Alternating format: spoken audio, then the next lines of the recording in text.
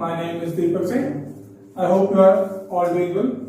तो अभी तक हमने जो पढ़ा है वो पढ़ा है हमने हाइड्रोस्टैटिक प्रेशर, जो कि हमने पिछले लेक्चर में पढ़ा था कि hydrostatic pressure on a plane surface, जहां से हम लोगों ने मैग्नीट्यूड निकाला था उसका, which was rho g A into h bar. उसके बाद हमने देखा था कि जो सेंटर ऑफ प्रेशर होगा, सेंटर ऑफ प्रेशर का मतलब हुआ कि it is the location of that hydrostatic force, कि जो आपका हाइड्रोस्टैटिक फोर्स है वो कहां पर अप्लाई होता है, उस पर्टिकुलर पॉइंट को हम बोलते हैं सेंटर ऑफ प्रेशर।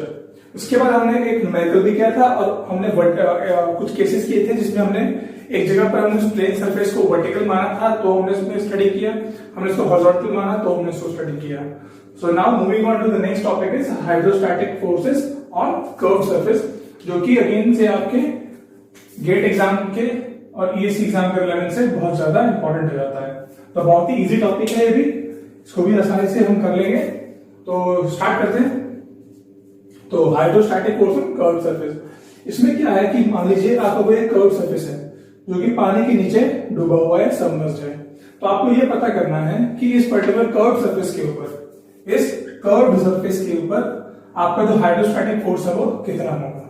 तो इसके लिए हम क्या करते हैं, एक हम एलिमेंटल स्ट्रिप ले लेंगे,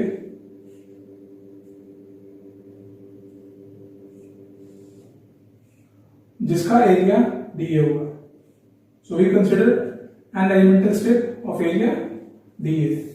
और जो ये आपकी एलिमेंटल स्ट्रिप है, इसकी जो दूरी है, from the free surface, it is small H, अच्छा तो हमें एक चीज पता है कि वी नो दैट, तो पहले तो लिख लेते हैं यहां पर, consider an elemental area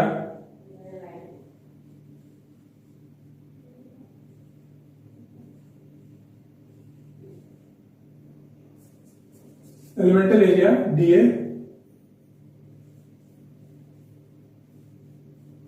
at a depth small h from free surface, okay. अच्छा, तो अगर हम बात करें कि भाई we know that hydrostatic pressure कितना होता है, हाइड्रोस्टैटिक प्रेशर कितना होता है, P equal to rho ji into height above that particular point. तो हाइड्रोस्टैटिक प्रेशर ऑन dA कितना होगा, it will be density of liquid into gravity acceleration multiplied by small h। अच्छा, तो अगर हम बात करें हाइड्रोस्टैटिक फोर्स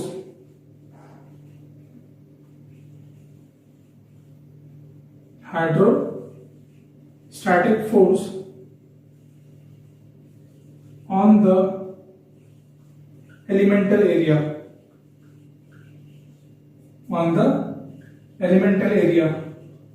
हम ये मान लेते हैं कि इस प्रेशर के कारण से जो हमारा प्रेशर फोर्स आएगा, इसे हम बोल रहे हैं DFP, due to pressure DFP। ऐसे करके इसको DF लिख लेते हैं। It will be pressure multiplied by area,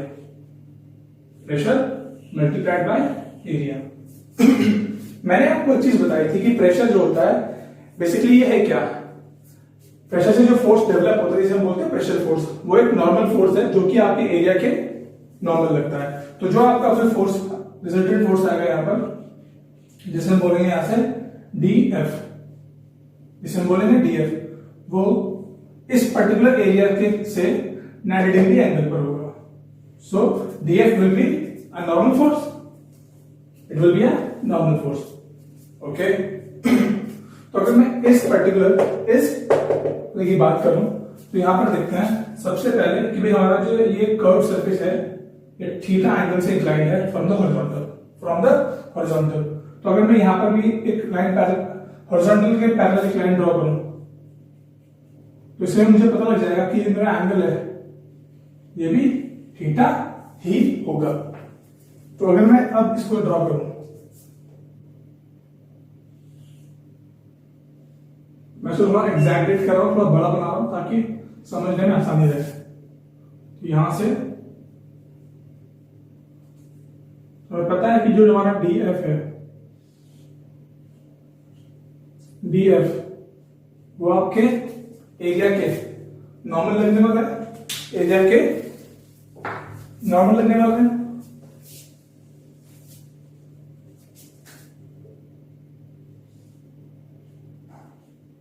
this is d F. Okay, तो अगर हम बात करें भाई, ये हमारा वर्टिकल एक्सिस है and this is our horizontal axis, this is our horizontal axis. तो अगर ये एंगल की बात करें, ये थीटा है, ये थीटा है। If this angle is theta, तो मुझे मालूम था कि ये टोटल एंगल 90 है, तो ये एंगल कितना बचेगा, 90 minus theta. If it is 90 minus theta, this angle is again what, 90। तो ये एंगल क्या बचेगा, थीटा। तो ये थीटा हो जाएगा एंगल। और ये जो आपका एरिया है, इसका एरिया कितना है, इट इज डी ए।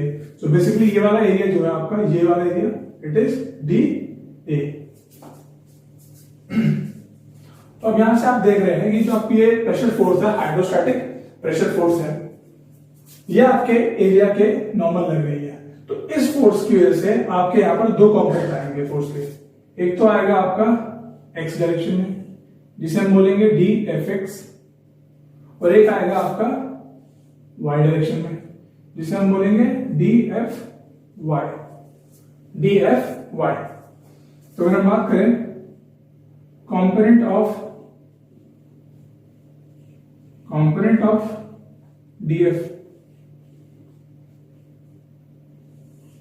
तो बात करें along x direction, along x direction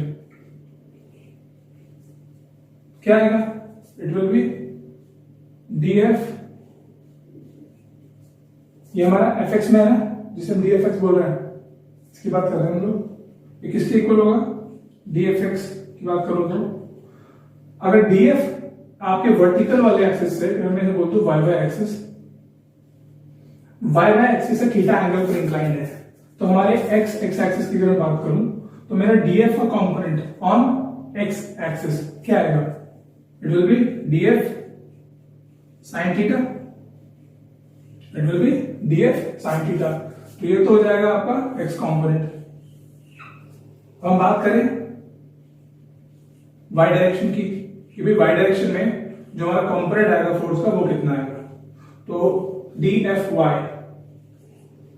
तो हमारी डी एफ फोर्स का कंपोनेंट वाई डायरेक्शन में कितना होगा, इस डी एफ का विच कंपोनेंट, कॉस कंपोनेंट, तो डी एफ कॉस थीटा। तो यहां से हम लोगों को डी एफ एक्स भी और डी एफ वाई पता लग जाएगा, डी एफ एक्स भी और डी एफ वाई दोनों पता लग जाएगा। तो हमने यहां पर अभी तक बताया आपको कि एक पर्टिकुलर एलिमेंट लिया मैंने, जिसका जो आपका एरिया है वो कितना है, डी ए है। और इस डी ए की बात करें, इस डी ए के नॉर्मल लगेगा आपका टोटल हाइड्रोस्टैटिक फोर्स। तो हमने किसी एक पर्टिकुलर एलिमेंट जो एच डेप्थ पर था, वहां पर मुझे पता है प्रेशर आपका रो जी एच होता है, तो pressure into force will give you hydrostatic force. इसके बाद हमने इसका यहां से आसानी से ड्रॉ कर लिया कि भाई जो हमारा ये वाला डीएफ है, डीएफ तो हमारा एक्ट कर रहा है नॉर्मल टू द एरिया। अब इस डीएफ के कंपोनेंट वाई डायरेक्शन में भी होगा और एक्स डायरेक्शन में भी होगा। तो एक्स वाई डायरेक्शन में इसका जो कंपोनेंट है वो है DF cos theta, x direction में जो कंपोनेंट है वो है इसका डीएफ साइन थीटा।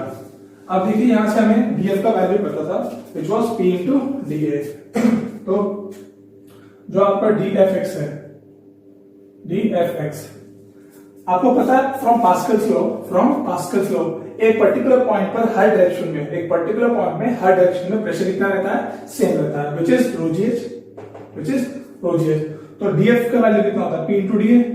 तो डीएफएक्स का वैल्यू कितना है, डीएफ साइन थीटा। तो इंस्टेड ऑफ डीएफ हम लिख सकते हैं p इंटू डीए, तो p into DA multiplied by sine theta. That is, अगर मैं वैल्यू पुट कर दूं यहां पर ई का, तो it is rho ji H multiplied by D A sine theta, D A sine theta. अगर बात करूं मैं टोटल फोर्स की, total force in X direction, total force in X direction, क्या करना होगा आपको, ऐसे जितने भी एरियाज हो गए सबको जोड़ देना होगा, तो आपको टोटल फोर्स मिल जाएगा। तो आपको डी एफ एक्स, यानी कि अगर आपको एफ एक्स चाहिए तो आपको इंटीग्रेट करना होगा एक्स कॉम्पोनेंट फोर्स को, जो कि rho ji H multiplied by D A sine theta, D A sine theta. तो अगर यहां से देखें हम लोग F x will be equal to rho constant है, जी कांस्टेंट है, एच कांस्टेंट है, integral of d A sine theta, integral of d A sine theta. अच्छा, अगर आपको मैं बात करूं पिछले टॉपिक की, हमारा जो इसमें हाइड्रोस्टैटिक फोर्स था उसका वैल्यू कितना था, रो g A into h bar, rho g A into h bar. तो यहां पर भी अगर हम चाहे तो हम ऐसा लिख सकते हैं, क्यों, देखिए ऐसे हमारा जो ये एरिया है, हमारा जो एरिया है, इस एरिया के बिना दो प्रोजेक्शंस होंगे, इसके दो प्रोजेक्शन होंगे। अगर मैं कहूं ये एंगल थीटा है और ये एरिया आपका डी ए है, तो ये वाला जो प्रोजेक्शन है ये होगा डी ए साइन थीटा, और जो आपका हॉरिजॉन्टल प्रोजेक्शन है वो क्या होगा, d A cos theta, D A cos theta. और जो ये एफ एक्स है वो किस एरिया के नॉर्मल एक्ट कर रहा होगा, डी ए साइन थीटा। तो F x will act on this, F x will act on this, तो rho ji h into D A sine theta. तो यहां से आप आसानी से देख सकते हैं कि जो आपका rho ji h into D A sine theta है, you can write it as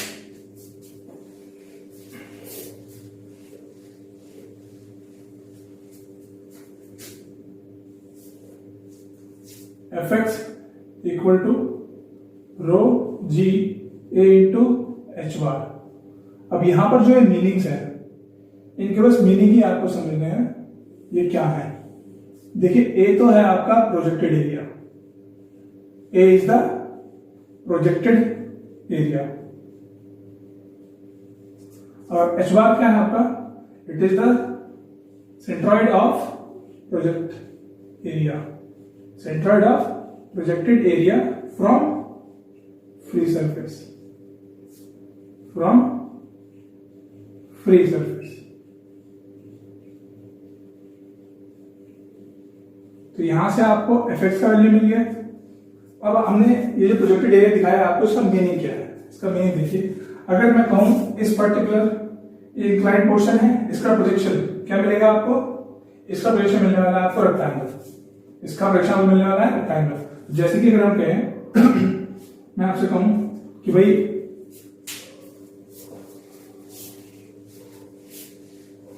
इसको हम थोड़ा सा 3D में बना के देख लेते हैं ताकि इसे समझना और आसान हो जाए। तो भाई ये देख लेते हैं कि हमारी जो कर्व सरफेस है,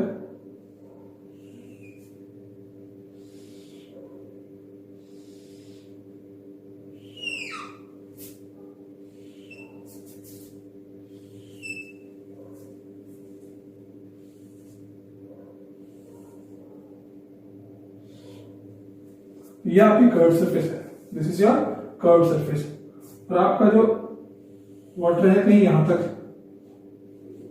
फ्री सरफेस है उसका, तो इसका एफ एक्स कॉम्पोनेंट होगा, it will act like in this direction.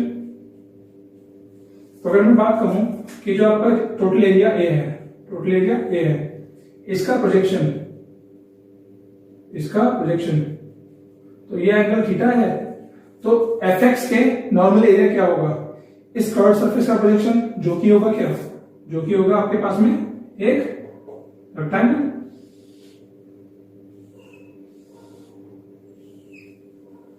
जो कि होगा आपके पास में एक रेक्टेंगल, और ये तो हो गया आपका projected area.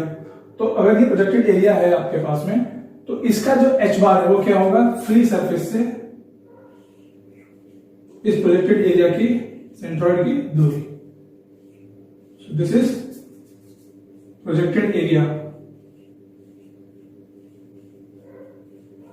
This is projected area in horizontal direction, in horizontal direction.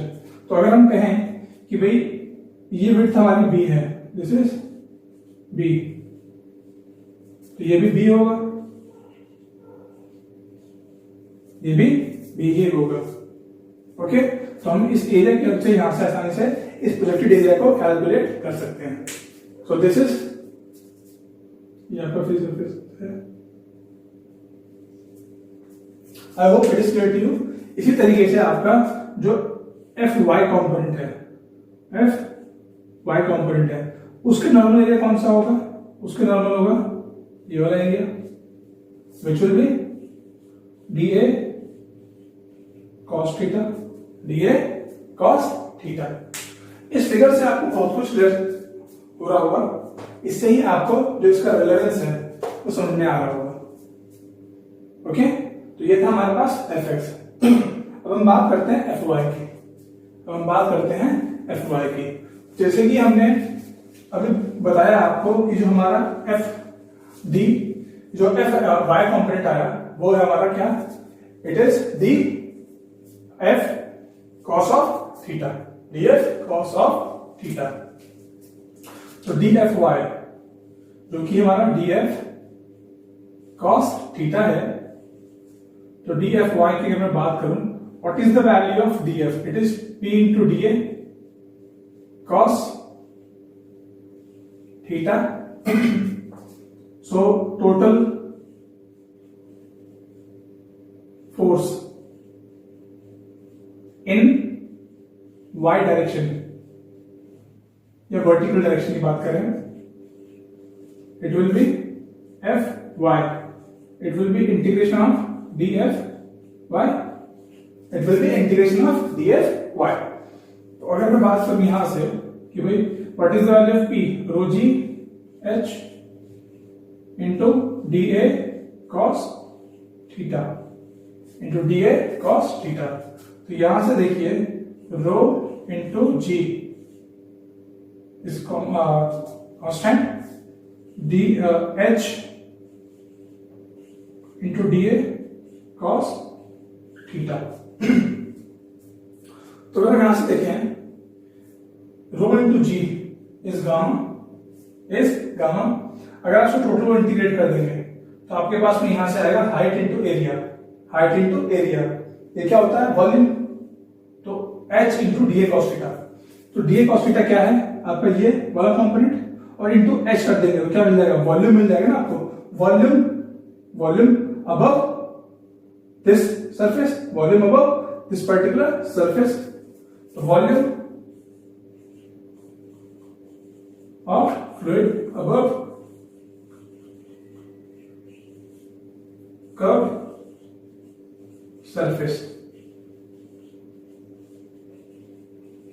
Above curve surface. अच्छा,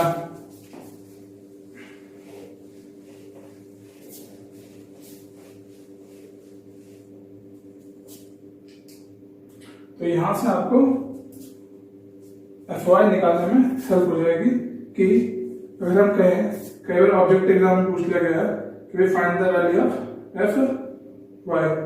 एफ वाई निकालने का सिंपल तरीका आपके पास में यही होगा कि आपको ध्यान रखना है कि F Y is gamma into volume of the fluid over the curved surface, over the curved surface. अच्छा, यूनिट वेट इंटू वॉल्यूम क्या होता है, वेट, तो F Y will be equal to weight of fluid, weight of fluid above curved surface, above curved surface। Okay, तो यहां से हमें पता लग गया F Y equal to gamma into volume, weight of fluid of curved surface. तो यहां से हम लोग साफ साफ लिख सकते हैं कि F Y is equal to rho ji into volume of fluid, volume of fluid,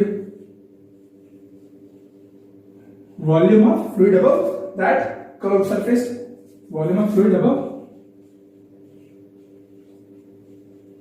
curved surface, which is equal to what? Weight of fluid above curved surface.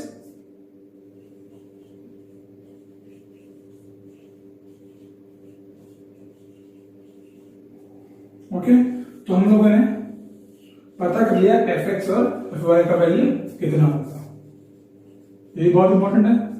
अच्छा, अभी दोनों ही आपके इंडिविजुअल कंपोनेंट्स हैं एक्स और वाई डायरेक्शन में। तो x और Y direction में अगर बात करें तो हमारा हम बात करें कि भाई ये वाला एरिया था, इसमें हमारा ये बोलते हैं कि ये हमारा वाई फोर्स है, this is Y force and this is X force and this one is total force F, total force F।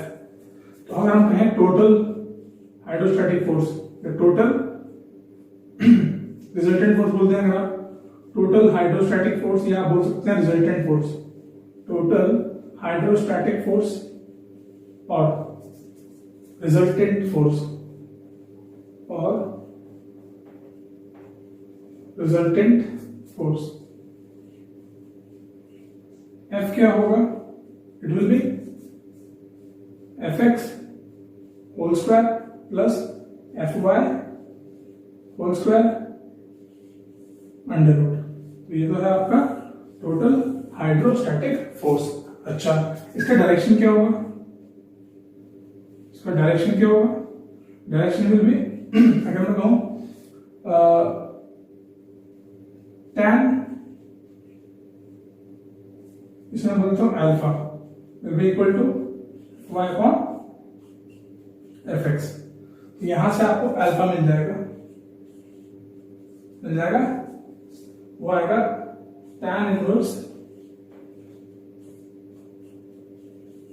F Y upon F X. यहां पर इस केस में अल्फा ही आपका थीटा है, अल्फा ही आपका थीटा है। तो यहां से आपको डायरेक्शन भी मिल गया, आपको मैग्नीट्यूड भी मिल गया, मैग्नीट्यूड के बाद में लोकेशन भी मिल गया और individual values of X F X and F Y भी मिल गया। आपके गेट एग्जाम में और पीएससी एग्जाम में 2 मार्क्स में बहुत सारे क्वेश्चन बनते हैं। आपको बस ये पता होना चाहिए अगर आपको निकालना है एफ एक्स, अगर आपको निकालना है F x, so for that आपको रो जी ए इंटू एच बार। ए क्या है? प्रोजेक्टेड एरिया, एच बार क्या है? प्रोजेक्टेड एरिया का सेंट्रॉइड का दूरी फ्रॉम द फ्री सरफेस। अगर हमें निकालना है एफ वाई तो आपको उस कर्व सरफेस के ऊपर कितना वेट ऑफ लिक्विड प्रेजेंट है, फ्लूइड प्रेजेंट है, वो देख लेना है। उसके बाद एफ एक्स एफ वाई निकाल कर इस फॉर्मूले में पुट करेंगे, हमारे पास रिजल्टेंट फोर्स पता लग जाएगा, उसका लोकेशन अल्फा एंगल पर होगा जो कि हमारे यहाँ पर थीटा है, जो कि हमारे यहाँ पर थीटा है। Okay, so this is hydrostatic forces on curve surfaces. तो इन्हीं चीज को हम लोग इसकी समरी लिख लेते हैं। समरी इसलिए इंपॉर्टेंट है चैप्टर में ताकि आप लोग जब अपने शॉर्ट नोट्स लिखेंगे फॉर रिवीजन पर्पस आपके लिए काफी हेल्पफुल हो जाएंगे वो।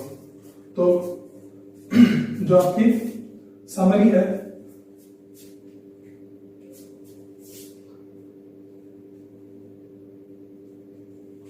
समरी में बात करें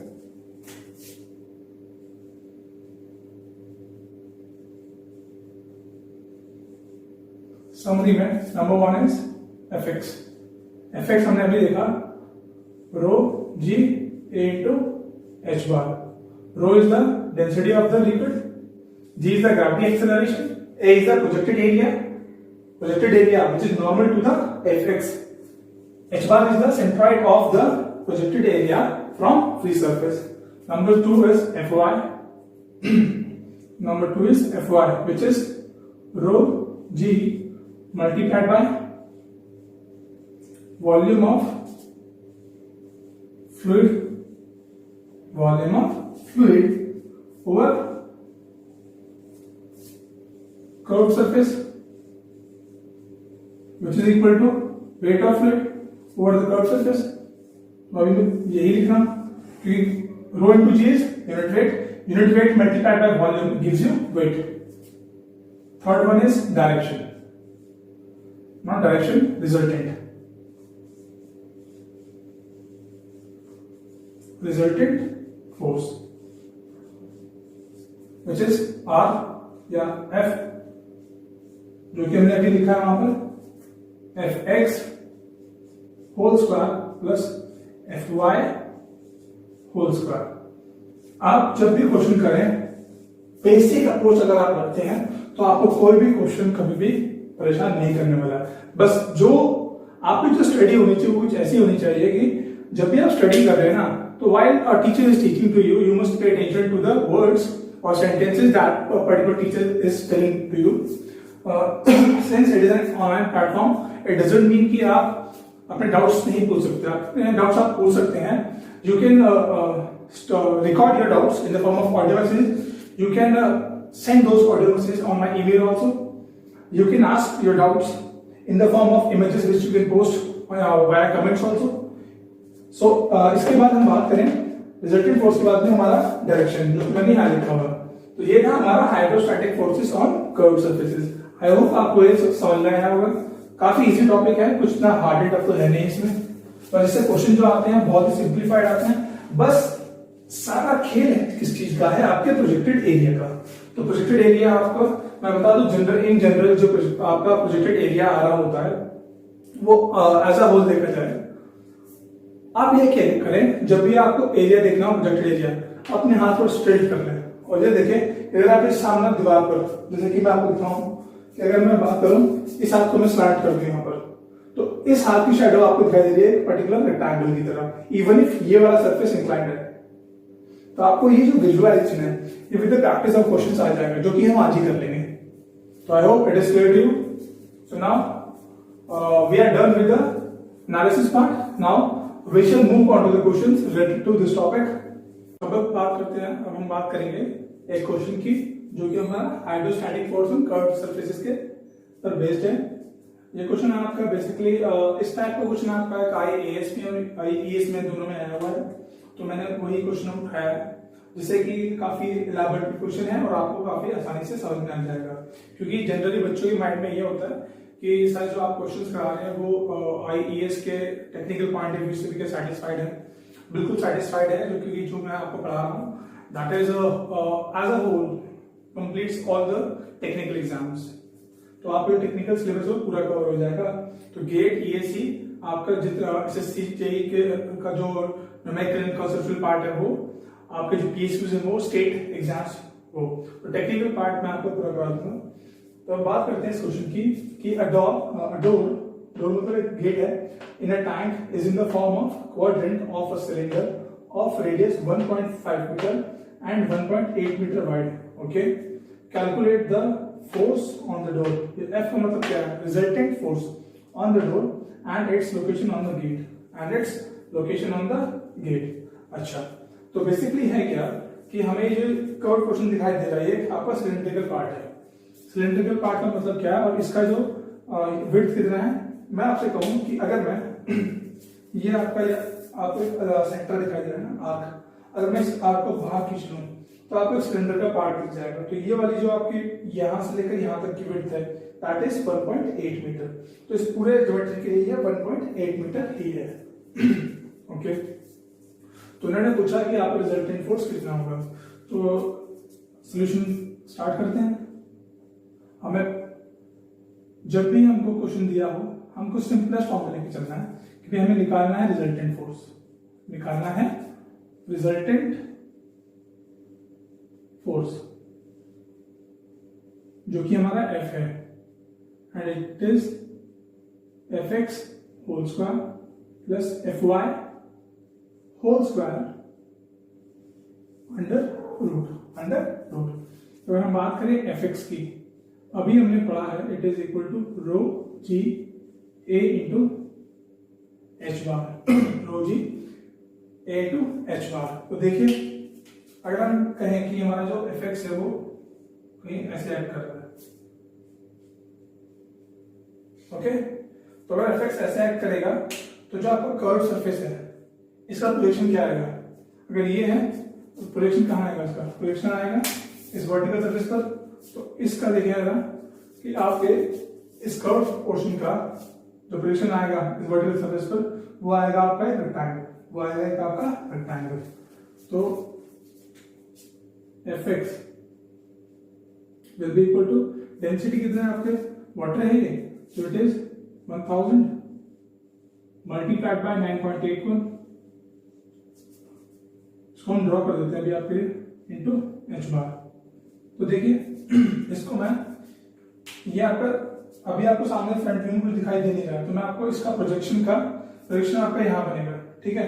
तो प्रोजेक्शन आपका यहाँ बना है यहाँ, तो मैं इसको आपको इस तरीके से घुमा दे रहा हूँ, यानी कि मैं इस सरफेस को घुमा रहा हूँ कितना, इसमें घुमा रहा हूँ आपको basically clockwise anti clockwise direction में इस तरीके से। तो आपको दिखाई देगा जो आपका प्रोजेक्टेड एरिया है इसमें आपको ये पता है 1.8 मीटर है and this is radius which is 1.5 metre. हालांकि ये काफी अजीब सा फिगर दिख गया आपको, लेकिन इट्स ओके। अब हम बात करें एच बार की। एच बार क्या है? आपका जो फ्री सरफेस है वो यहां पर है। तो एच बार क्या होता है? इस प्रोजेक्टेड एरिया का सीजी का दूरी फ्रॉम द फ्री सरफेस। तो ये है, तो एच बार कितना होगा आपका? एच बार होगा 1.5 बाय 2, 1.5 बाय 2। तो यहां से आपके पास में वैल्यू आ जाएगा एरिया का 1.5 मल्टीप्लाइड बाय 1.8, तो 150, 2.7 मीटर स्क्वायर।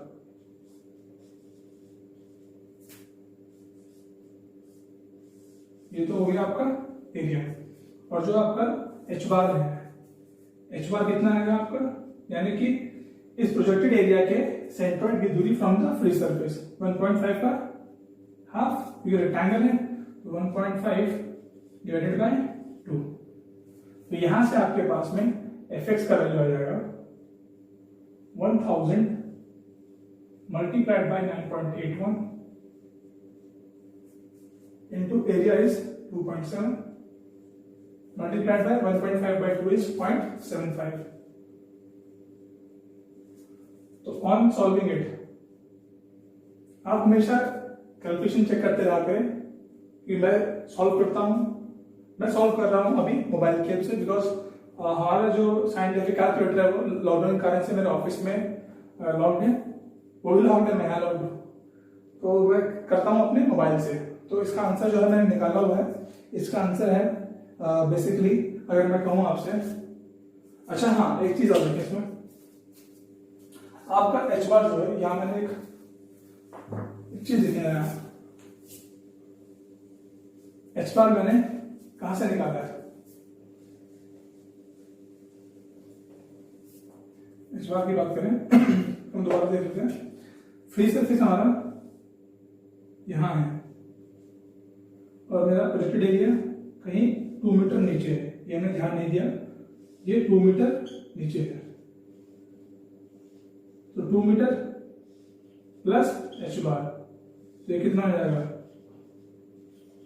0.75, तो it comes out to be 2.75।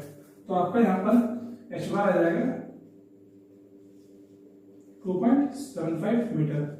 Sorry for that, इसका ध्यान देना है आपको कि ये फ्री सरफेस से, फ्री सरफेस यहां पर है ना, और आपका एच बार कहीं आपको यहां मिलेगा, यानी सेंट्रोइड यहां मिलेगा। तो यहां से फ्री सरफेस की दूरी क्या होगी? 2 प्लस 1.5 बाय 2, तो इट इज 2.75।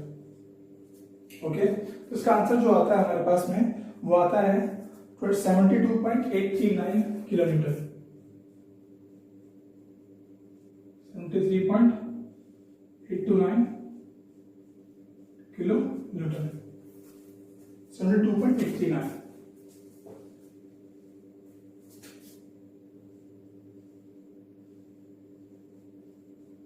किलोमीटर। तो ये तो मिल गया आपको कैल्सी होना चाहिए आपके पास में, अदरवाइज काफी सारी मिस्टेक हो जाती है। अब हम बात करेंगे एफ वाई की। एफ वाई जो है वो क्या होगा, rho ji into volume, volume supported by this curve surface, volume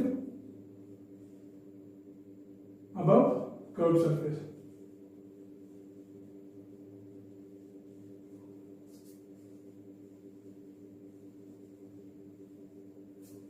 तो देखिए इसे हम कैसे कैलकुलेट करेंगे, इसे हम ऐसे करेंगे, अगर मैं ये कह दूं कि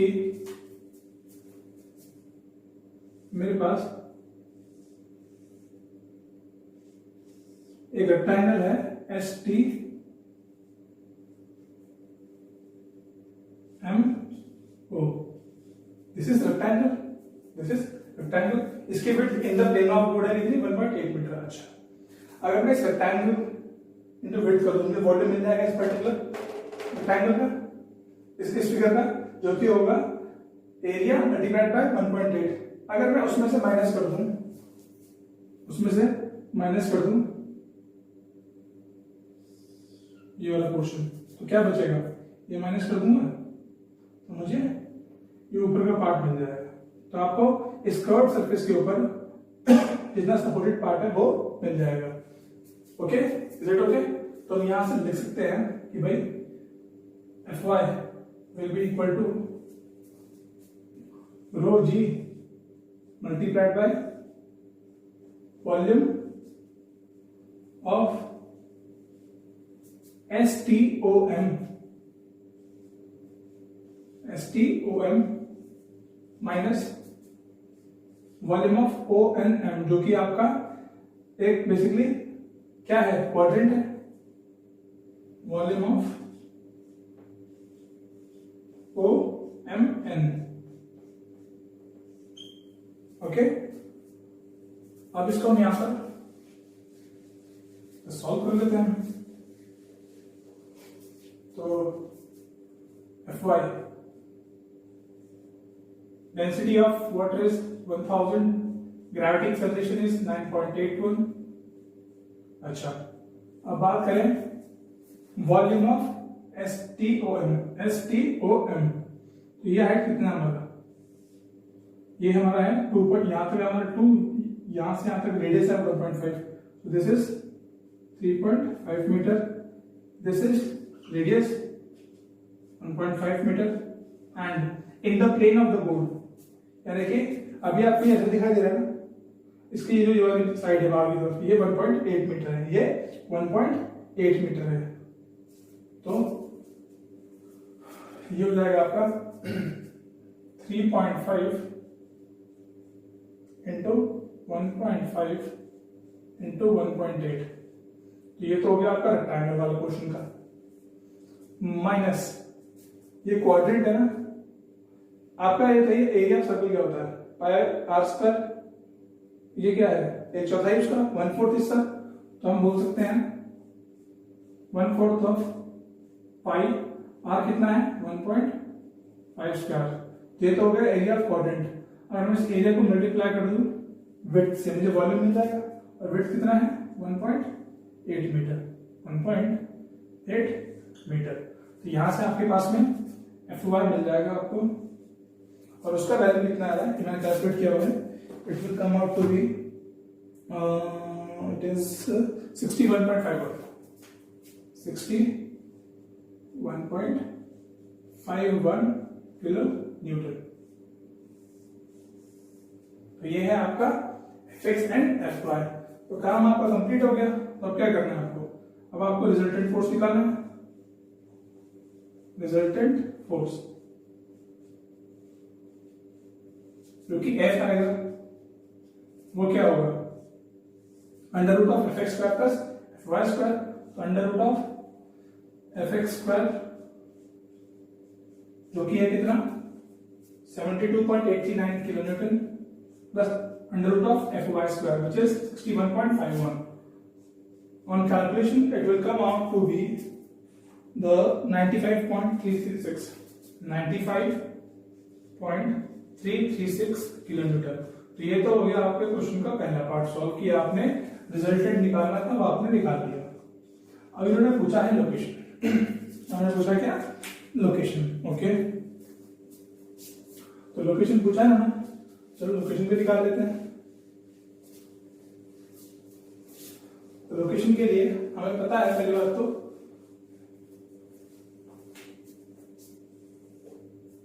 कि भाई फिगर है आपका टोटल और फिगर कैसा है, इट इज यहाँ ये फिगर यही बनाते हैं कि ये आपका एफ वाई है and this is F x. जो आपका रिजल्टेंट होगा ना वो कहां से पास होगा, it will pass from O, it will pass from O. तो आपको ये पता करना है, ये एंगल तो आप निकाल सकते हैं theta, it is not a big deal. आपको ये निकालना है लोकेशन, इसको अगर मैं बाय बोल दूं, आपको ये पता करना है ये कितना है, तो ये भी हो जाएगा। कैसे देखते हैं, अगर मान लीजिए ये रेडियस है, तो यहां देखते हैं, थर्ड क्वेश्चन को हम पूरा बड़ा बना लेते हैं। लोकेशन की बात करते हैं पहले, लोकेशन। तो लोकेशन के लिए tan theta will be equal to F Y by F x. F Y हमको मालूम है, एफ एक्स मालूम है, यहां से हमारे पास थीटा का वैल्यू आ जाएगा ऑन सॉल्विंग इट 40.18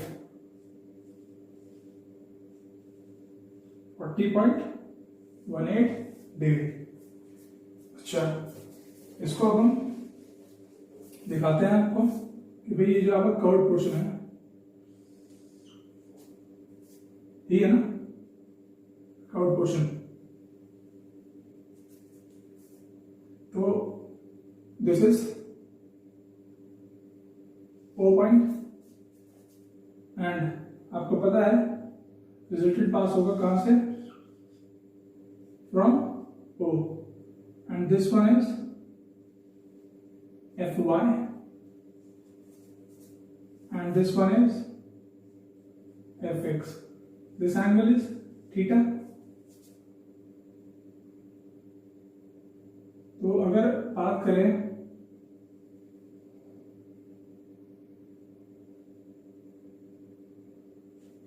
कि भाई ये वर्टिकल एक्सिस है, अगर ये एंगल थीटा है तो ये भी थीटा होगा, और ये थीटा है तो ये भी थीटा होगा, ये सब। तो अगर ऐसा है और ये है आपका रेडियस, तो आपको बस ये पता करना है ये हाइट कितनी है। तो इफ इट इज रेडियस, इसका ये वर्टिकल कंपोनेंट कितना आएगा, r cos थीटा, इसको मैं बोल रहा हूं y, so y will be equal to r cos theta. r का वैल्यू इज 1.5 cos 40.13। तो आपके बॉटम ऑफ द टैंक से ये एक्ट करेगा 1.14 मीटर, 1.14 मीटर पर।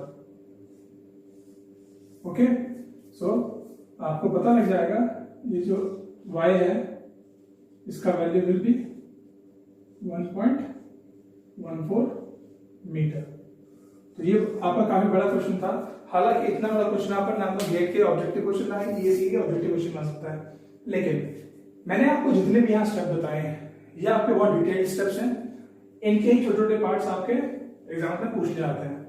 ये काफी बड़ा क्वेश्चन है, बहुत ही अच्छा क्वेश्चन है, इसलिए मैंने आपको क्वेश्चन कराया इस पर्टिकुलर टॉपिक के साथ में। तो आई होप आपको लेक्चर समझ में आया होगा। जिस लेक्चर में हमने पढ़ा है hydrostatic forces on curve surfaces, जो कि काफी इंपॉर्टेंट टॉपिक है, काफी इजी टॉपिक है, जिसमें हमने सीखा है कि जो हमारा हाइड्रोस्टैटिक फोर्स होगा वो बेसिकली दो कंपोनेंट से मिलकर बनेगा, Fx एंड Fy। Fx हमने निकाला रो जी AH बार, ए क्या है आपका, जो आपका कर्व सरफेस है उसका प्रोजेक्टेड एरिया कितना है, H बार क्या है, free surface of the liquid से उस प्रोजेक्टेड एरिया के सेंट्रॉइड की दूरी। Fy के लिए हमने क्या किया, Fy के लिए हमने क्या किया, जो Fy होगा it will be equal to the weight of the fluid above या weight of the liquid supported by that curved surface, जो कि हम लोग सिंपलीफाइड ज्योमेट्री से निकाल लेते हैं, सिंपलीफाइड ज्योमेट्री से निकाल सकते हैं। इसके बाद मैंने आपको बताया लोकेशन ऑफ, आपका जो लोकेशन है इस रिजल्टेंट फोर्स का वो कहां पर होगा, तो मैंने आपको दिखा दिया। इस पर्टिकुलर केस में मैंने आपको दिखा दिया कि जो लोकेशन है उसकी पोजीशन कहां पर होगी, तो मैंने आपको यहाँ पर दिखा दिया है। तो इसी प्रकार से आपने गेट में क्वेश्चन आए हैं। गेट में क्वेश्चन जो है इससे काफी इजी है, ईएससी क्वेश्चन भी काफी